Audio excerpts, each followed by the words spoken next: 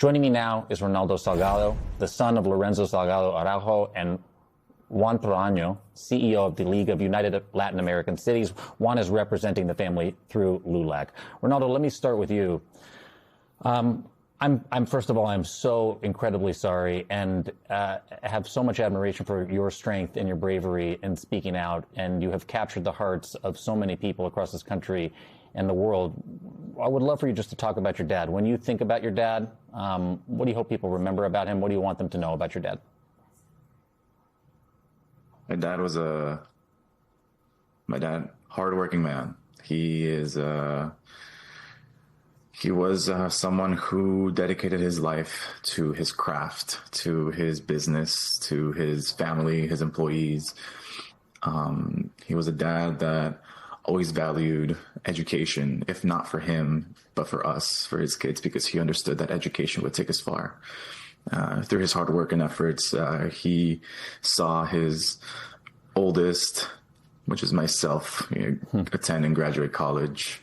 My younger brother go to college as well, and then my youngest, who's currently in college out of state. This is a man who provided for us, who provided for my mom.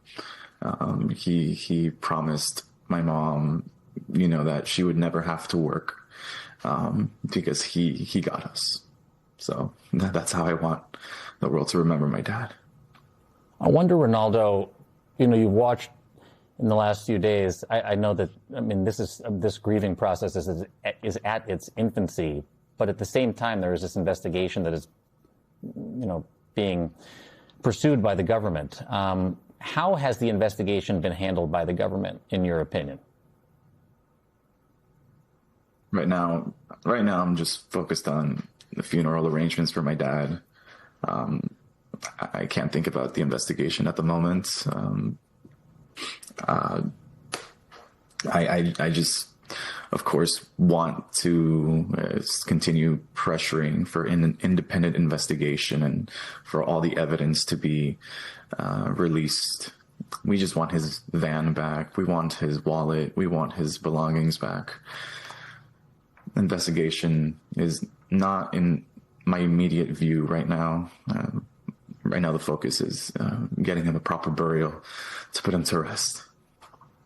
The Secretary of Homeland Security said that, and you know this, that said your dad tried to ram an ICE vehicle in an attempt to run over an ICE law enforcement officer. I understand. I actually can't understand what it must be like to hear this and to know your father and to see the videos. What is it like? It's terrible. We're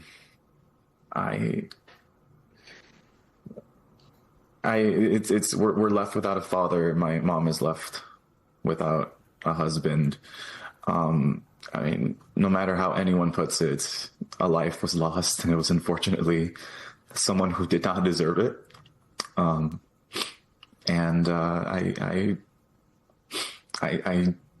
know deep down in my heart that, again, these were unmarked cars. These were unmarked vehicles, no flashing lights or emblems. My dad was law-abiding. In the process of getting a work permit, we've spoken many times as a family together on what would happen, what should happen in the event if ICE detained him. So there was a way for him to come back home to us had those vehicles been properly marked. Do you have a message for President Trump? I do not want to speak to the president, nor do I have a message for him. I just want my dad. I just want to have a funeral for him. I know that the people behind me have many messages for him. I right now just want to think about my dad, not about the president. I completely and totally understand that. Juan, let me turn to you, because LULAC is one of the groups organizing behind Ronaldo and his family. And as these local authorities continue gathering information, have you seen any evidence that substantiates these claims that ICE and Homeland Security is making about Lorenzo trying to ram the vehicle?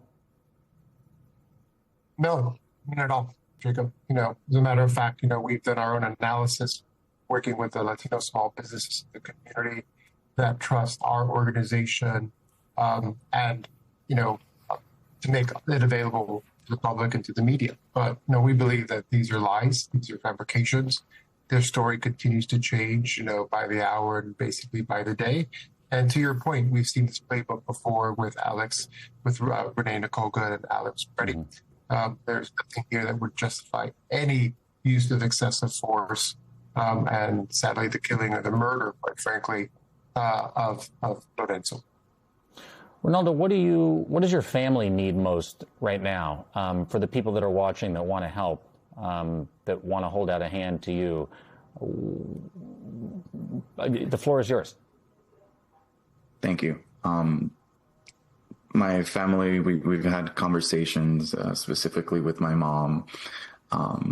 She has not been on social media. She has not turned on the TV. It's been off since that day. I finally took her to the site of where it happened, where there's a growing memorial, and she didn't know how big of a deal this has become.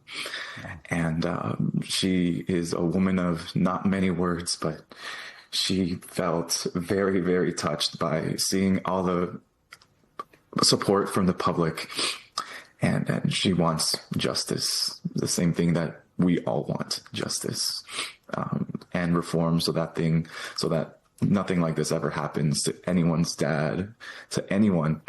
Everyone has a right to go to work and get back home to their families, and to grow old and to live a full life. Juan, after the killings of Alex Preddy and Renee Nicole Good, and frankly, as Greg Bavino and his troops went from Los Angeles to Chicago to Charlotte, to Minneapolis, even here in New York in the hallways of 26 Federal Plaza, every time they were driven out, they they backed down in the face of protests. What does LULAC want to see the American public do in the wake of this horrific tragedy? Well, it's been 6 months since the Renee Nicole Good and Alex Preddy shooting. We saw folks coming out in the streets. Sadly, the murder of Lorenzo requires the same type of response. The Latino community is standing up for itself. We've had over 160,000 people sign a petition asking for an independent investigation. We're working with a larger coalition of our Black leaders and progressive leaders out there to make sure that, everyone knows that we can no longer stand for this type of ICE enforcement action. Sadly, nothing really changed after November. Mark Wayne Mullen is actually really no different. He's a different person in a different suit, but the detention to deportations continue. And DHS was happy to announce that they had detained over 10,000 people a little bit over a week ago. So it continues to happen. We can't be blind to it. Our community has to be ever vigilant, because we ultimately really are the targets. Ronaldo, I don't think anyone who has seen a family member go through anything like this is ever prepared. But as you watched all of this unfold over the last year plus in the United States, you said you spoke with your father about what to do if ultimately he was detained. The fact that this is where we are, that this is where you are a year after this largest mass deportation effort in American history has begun, what do you want other people to know that might not ever expect to be in this situation, but may have had the same conversations that your family has? Yeah, there's just, I just want people to continue watching each other's backs. There's always the fear, migrants and then just people of color always have this fear of being, profiled or being mistaken for someone else, right? There's always a fear of law enforcement, targeting us. So we have to continue, watching over our shoulders, I am very thankful for the Facebook groups that I'm in, that allowed me the opportunity to see where my dad was and allowed me to see, at least in a very gruesome detail, the moments after he got shot and dragged out of the car. Without the help of the social media, with Facebook groups, I would not have been on scene so quickly. I just want to give a huge shout out to the Southeast HTX news page. They've been nothing but supportive during this. Every single day, we see posts on there saying, "Hey guys, watch out! ICE is at this place. Hey guys, they picked up these people. This van is left behind. Please check on your people." So we must continue to stay vigilant, and we must continue to, watch each other's backs and watch out for the little people, because, we feel that, as people of color, as migrants, and any underrepresented or underserved communities, we feel that, that the big government and we feel that they don't care about us, and that they see our life as expendable, or, that we don't matter. We do matter, right? As a collective unit, we matter to everyone, to each other. So we just need to continue watching for each other and taking care of each other and checking up on each other. My absolute deepest condolences and sympathy, Ronaldo Salgado, the son of Lorenzo Salgado Araujo. May his memory be a blessing. And Juan Proaño, CEO of the League of United Latin American Cities.